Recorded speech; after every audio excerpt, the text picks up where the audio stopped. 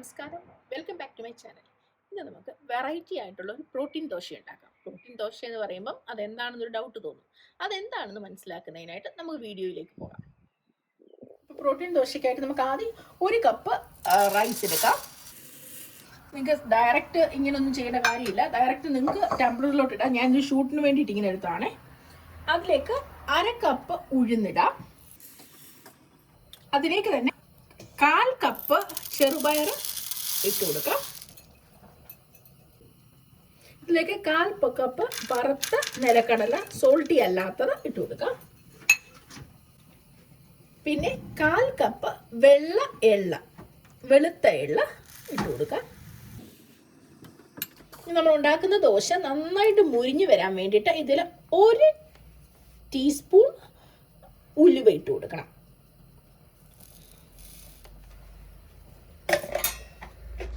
ഇതെല്ലാം കൂടെ നമുക്ക് ഈ ടംബ്ലറിലേക്ക് പകർത്താവേ.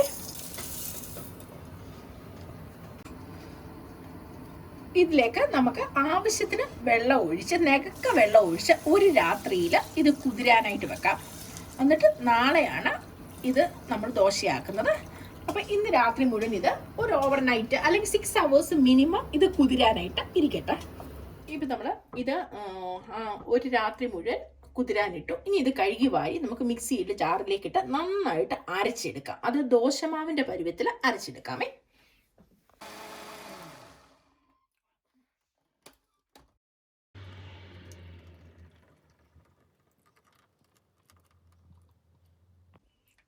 ഇതിപ്പോൾ നമ്മൾ 2 ട്രിപ്പായിട്ട് ഇത് അരച്ചെടുത്തു. ഇനി നമുക്കിതൊരു 10 മിനിറ്റ് ഒന്ന് ഇരുന്നിട്ട് ഇതിൻ്റെ അകത്ത് ആവശ്യത്തിന് ഉപ്പ് ചേർത്ത് ദോശ പോലെ ചുട്ടെടുക്കാം. ഇതിനി അധികം നേരം ഇരിക്കേണ്ട ആവശ്യമില്ല, കാരണം അരച്ചെടുത്ത ഉടൻ തന്നെ നമുക്ക് ചുട്ടെടുക്കാവുന്നതാണ്.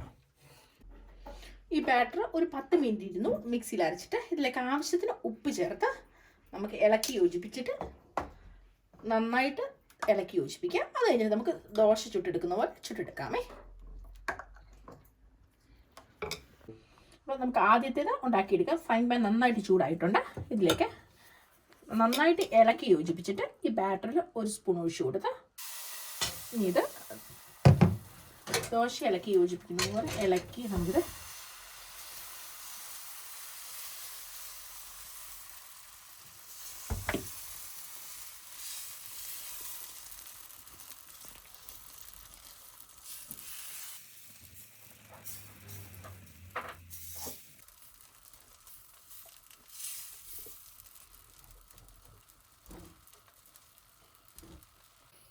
ഇതിപ്പോൾ നന്നായിട്ട് ദോശ ഇങ്ങനെ അടിയിൽ നിന്ന് ഇങ്ങനെ മുരിഞ്ഞ് വന്നിട്ടുണ്ട്. ഇത് ഉലുവ ഇട്ടതായതുകൊണ്ട് തന്നെ ഇത് നന്നായിട്ട് മുരിയുവേ. ഈ ദോശ നമുക്ക് തിരിച്ചിടാം. കണ്ടോ, ദോശയുടെ പുറമൊക്കെ കണ്ടോ നല്ല മുരിഞ്ഞ് വന്നേക്കുന്നത് കണ്ടോ. അത് ഉലുവ ഇട്ടേക്കുന്നത് കൊണ്ടാണ്. ഇത്രയും വലിപ്പത്തിൽ മസാല ദോശ ഉണ്ടാക്കുന്ന പോലെ വലിപ്പത്തിൽ ഉണ്ടാക്കിയാലും അത് പൊട്ടിപ്പോകുമോ ഒന്നും ചെയ്യും. നല്ല ക്രിസ്പി ആയിട്ടുള്ള ദോശ നമുക്ക് വരും ഉണ്ടാക്കി.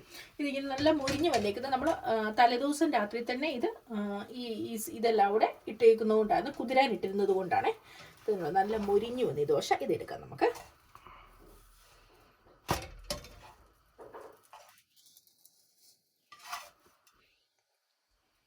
ഞാൻ സാധാരണ ഓരോ വട്ടവും ഉണ്ടാക്കി കഴിഞ്ഞാൽ ഇതുപോലെ ഒരു നനഞ്ഞ പേപ്പർ വെച്ച് ഇങ്ങനെ തുടച്ച് ക്ലീൻ ചെയ്തിട്ട് എടുത്തിട്ട് വരും. എണ്ണമായി ഒന്നും തൂക്കത്തില്ല.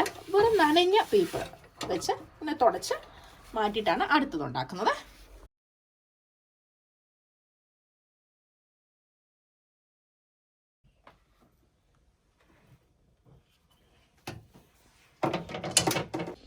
അപ്പോൾ നമ്മുടെ ദോശ 2 എണ്ണം ഞാൻ റെഡിയാക്കി എടുത്തിട്ടുണ്ട്. ഇത് സാമ്പാറിൻ്റെയും സമ്മന്തിയുടെയും കൂടെ നല്ല ടേസ്റ്റ്, നല്ല കോമ്പിനേഷനാണ്. വെള്ള തേങ്ങാ സമ്മന്തിയും സാമ്പാറും കൂട്ടി കഴിക്കാൻ നല്ല ടേസ്റ്റി ആയിട്ടുള്ള ഒരു ദോശയാണ്.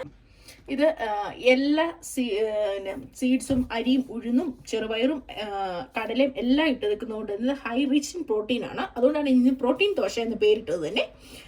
ഇത് ബ്രേക്ക്ഫാസ്റ്റിനും ഡിന്നറിനും നല്ല സൂപ്പർ ആയിട്ടുള്ള ഒരു റെസിപ്പിയാണ്. ഇതെല്ലാവരും ഇതുപോലെ ഒന്ന് ട്രൈ ചെയ്ത് നോക്കിക്കോളൂ. നല്ല സൂപ്പർ ടേസ്റ്റി ആയിട്ടുള്ള വെറൈറ്റി റെസിപ്പിയാണ്. ഇത് പുളിക്കാൻ വെക്കുകയും വേണ്ട. പുളിക്കാൻ നേരം തന്നെ നമ്മൾ അരച്ച ഉടനെ ഇതുപോലെ ചുട്ടി റെഡിയാക്കി എടുക്കാവുന്നതാണ്. ഈ വെറൈറ്റി വീഡിയോ എല്ലാവരും ഒന്ന് ട്രൈ ചെയ്തിട്ട് ഫീഡ്ബാക്ക് ഇടാൻ മറക്കരുത്. ഈ വീഡിയോ ഇഷ്ടമായാൽ ലൈക്ക് ചെയ്യാനും ഷെയർ ചെയ്യാനും സബ്സ്ക്രൈബ് ചെയ്യാനും മറക്കല്ല.